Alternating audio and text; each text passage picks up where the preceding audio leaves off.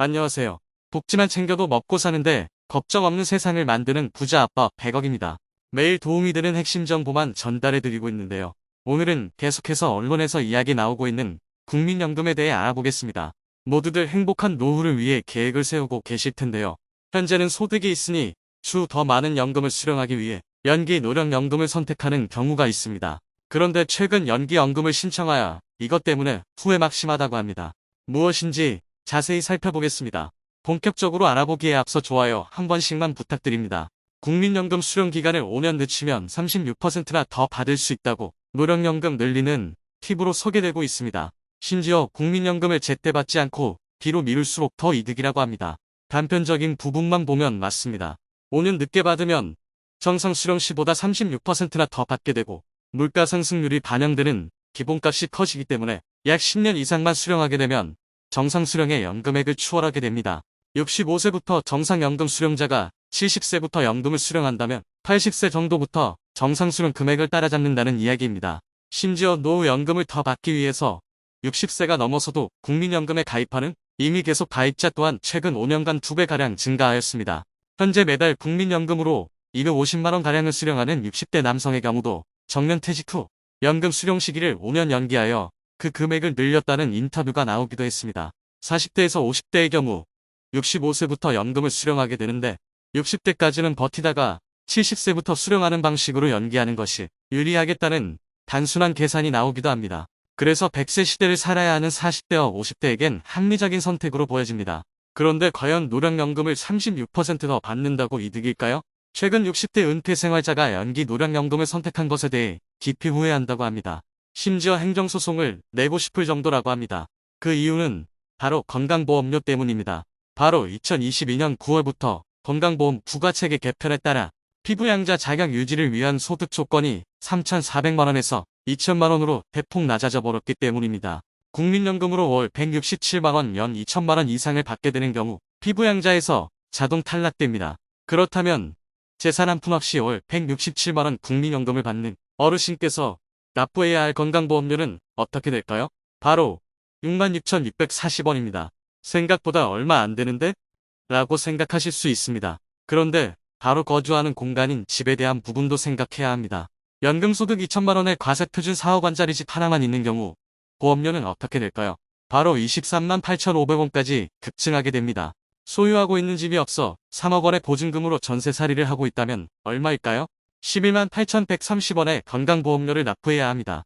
즉 내 집이 있든 없든 어느 정도의 집에만 거주해도 2배 이상의 건강보험료가 폭등하게 됩니다. 연기 노령연금은 자녀들에게 손 벌리기 싫어서 조금이나마 더 많은 금액을 수령하기 위해 선택하였습니다. 그런데 건강보험료 부가체계 개편이 이루어지면서 피부양자 자격을 유지할 수 없게 되어 버린 것입니다. 한편 당장의 노령연금 수령액이 167만원 이하라고 안심할 수는 없습니다. 모의 계산을 해보았을 때 65세부터 월 133만원, 연 1,600만원을 수령하는 분의 경우 물가 상승률 4%시 71세에 2천만원을 넘게 되어 피부양자에서 탈락되고 월 125만원, 연 1,500만원을 수령하는 분의 경우 73세에 2천만원을 넘기고 월 116만원, 연 1,400만원을 수령하는 분의 경우 75세에 2천만원을 넘기게 됩니다. 결국 100만원을 조금 넘게 수령하더라도 10년을 넘기지 못하고 피부양자에서 탈락하게 됩니다. 물가 상승률 3%로 계산하면 월 133만원, 연 1,600만원 수령 시 73세에 2천만원을 넘게 되어 피부양자에서 탈락하게 되고 월 125만원, 연 1,500만원을 수령하는 분의 경우 75세에 2천만원을 넘기고 월 116만원, 연 1,400만원을 수령하는 분의 경우 78세에 2천만원을 넘기게 됩니다.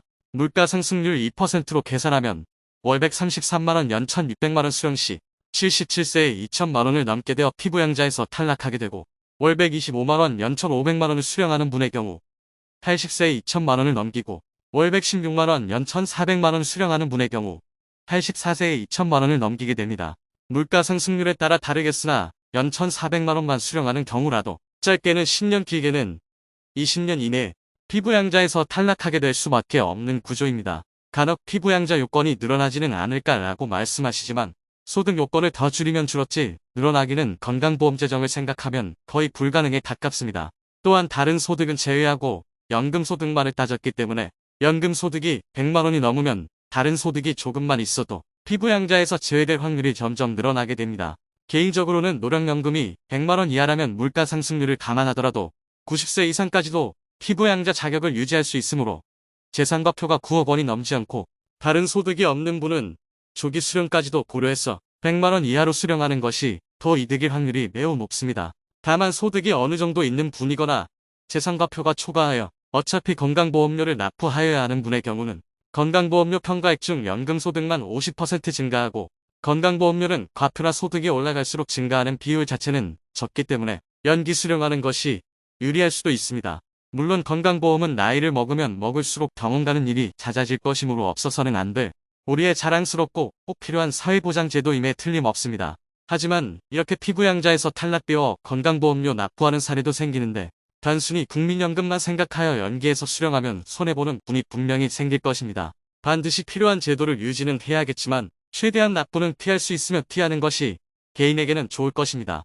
물론 건강보험료가 걱정이라면 어차피 자녀에게 상속될 텐데 미리 증여하여 건보료를 낮출 수 있습니다. 그런데 증여하면 증여세 및 증여취득세를 수백에서 수천만 원을 내야 하고 명의를 넘긴다 한들 연금 소득은 앞으로 물가 상승률만큼 늘어나기 때문에 납부해야 할 건강보험료는 증가하는 연금 소득액에 비례해서 늘어나고 건강보험료율 자체도 매년 증가하기 때문에 실제로 수령하게 되는 국민연금액은 점점 줄어들게 됩니다.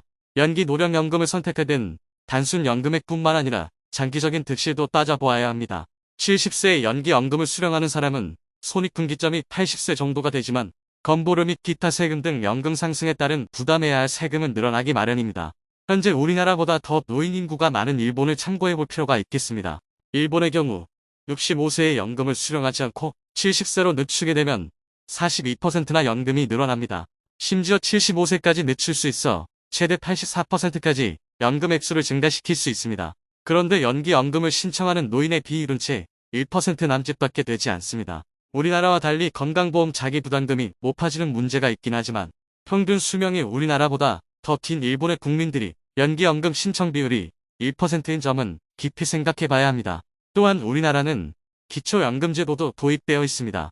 역차별 논란이 있기는 하지만 국민연금 액수가 늘어나면 기초연금 액수도 비례해서 줄어들고 심지어 국민연금을 어느 정도 수령하면 아예 기초연금 수령도 불가능한 사례도 있습니다. 단순 연금만 생각하지 않고 건강보험료와 기초연금을 자세히 따져보아야 할 것입니다.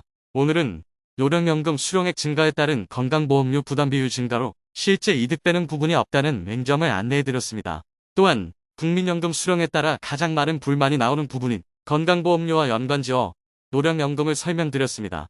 제가 말씀드리는 내용을 미처 생각하지 못해 기껏 연기하여 늘려놓은 연금을 세금으로 더 내는 것을 방지하고자 안내드리오니 참고하셔서 의사결정하셨으면 좋겠습니다.